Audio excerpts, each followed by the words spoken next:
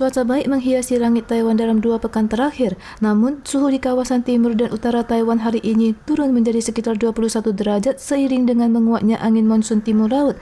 Kemungkinan hujan di kawasan Taoyuan ke utara, belahan timur, semenanjung Hengchun dan Machu akan bertambah dan situasi ini akan berlanjut hingga tanggal 16. Tetapi angin monsun ini tidak banyak berpengaruh di wilayah tengah ke selatan. 16号高压的位置移动到了黄海附近，所以说台湾附近的风场慢慢转为比较偏向是东风的环境，也代表着整体的温度会稍微的回升一些些。 Taifun Yamaneko yang baru terbentuk pada tanggal 12 terletak lebih dari 4.000 km jauh dari Taiwan. Jalur pergerakan taifun ini diperkirakan akan bergerak menuju ke arah utara-utara barat atau utara-utara timur. CWB memperkirakan Yamaneko akan menghilang dalam pergerakannya sehingga tidak akan memengaruhi Taiwan. Di samping itu, Taitung kembali diguncang gempa bumi pada pukul 9:47 pagi tanggal 13. Gempa bermagnitudo 5,3 SR ini hanya memiliki kedalaman 10 km. Getaran terkuat terasa di Tau dan Taran di Taitung dengan skala 4. Gempa susulan terjadi pada pukul 10:09 malam dengan kekuatan 4,7 SR. Untungnya tidak ada laporan tentang bencana yang disebabkan kedua gempa ini. Seiring dengan meredanya pandemi, protokol kesehatan juga dilonggarkan. Mulai 14 November, jumlah hari karantina pasien terdiagnosis diperpendek menjadi 5+N dan jumlah hari N maksimal adalah 7 atau hingga hasil rapid test negatif. Setelah karantina 5 hari, pasien dapat keluar atau bekerja untuk waktu singkat, tetapi kerumunan tetap dilarang.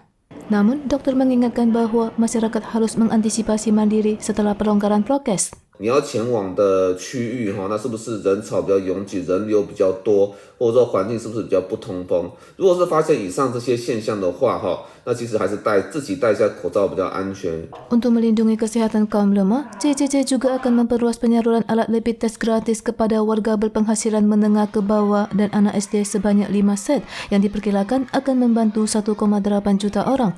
Mengenai pembebasan masker, CCC menekankan bahwa masih dalam pembahasan dan akan diumumkan jika selesai dikonfirmasi. Taman Ekologi Hulu Natural Park di distrik Guantian, Tainan, baru-baru ini dilaporkan ada beberapa orang yang mengabaikan papan peringatan dilarang memancing dan memancing di lokasi. Bahkan ada pekerja migran yang memancing menggunakan 3 cakar yang tajam yang menyebabkan ikan memar di sekujur tubuh. Pada dasarnya, larangan memancing telah berlaku di taman sejak lama, tetapi banyak orang yang mengabaikan dan kini muncul metode penangkapan tersebut sehingga masyarakat berasumsi jika instansi terkait tidak melakukan penanganan, tindakan tersebut akan merusak ekologi taman. Terkait hal ini, Dinas Pertanian SDA Cianan mengatakan akan berdiskusi dengan instansi terkait. Sebelumnya, pemancingan dengan umpan dikhawatirkan akan mencemari sumber daya air sehingga pemancingan dilarang dalam 10 tahun terakhir. Berhubung area air merupakan milik SDA Pertanian, sementara kegiatan di atas air diurus oleh Biro Pariwisata Kota Tainan, instansi terkait juga akan berkoordinasi untuk membahas tentang hukuman. Tetapi untuk saat ini hanya sebatas peringatan dan akan memperkuat patroli. Kedepannya juga tidak menutup kemungkinan untuk memberikan hukuman denda. G20 dimulai pada hari ini 14 November di Bali, Indonesia. Presiden AS Joe Biden tiba di Bali dengan pesawat khusus setelah mengakhiri kunjungan ASEAN-nya di Phnom Penh, Kamboja. Dan hal yang paling menarik perhatian global adalah pertemuan Biden dengan Presiden Tiongkok Xi Jinping. We just got to figure out what the red lines are and what are the most important things to each of us. Meskipun pertemuan ini berupaya untuk menetapkan garis merah hubungan AS-Tiongkok dan membahas masalah perang di Ukraina, situasi Selat Taiwan, dan masalah iklim dan energi, pihak AS memperkirakan tidak akan ada kesepakatan dalam pertemuan ini dan tidak akan mengeluarkan pernyataan bersama dalam bentuk apapun.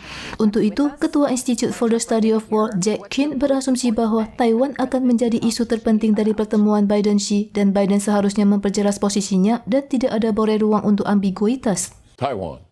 And that's clearly the most important because President Xi has consolidated power now as a result of the 20th Party Congress. He's got more power than anybody has had going all the way back to Mao Zedong. We believe that means more repression at home and more aggression abroad. Meskipun ini adalah pertemuan pertama Biden dengan Xi Jinping setelah menjabat, tetapi media global berpendapat bahwa tujuan dari pertemuan hanya untuk menghindari memburuknya hubungan dan tidak akan ada hasil diskusi yang substansial.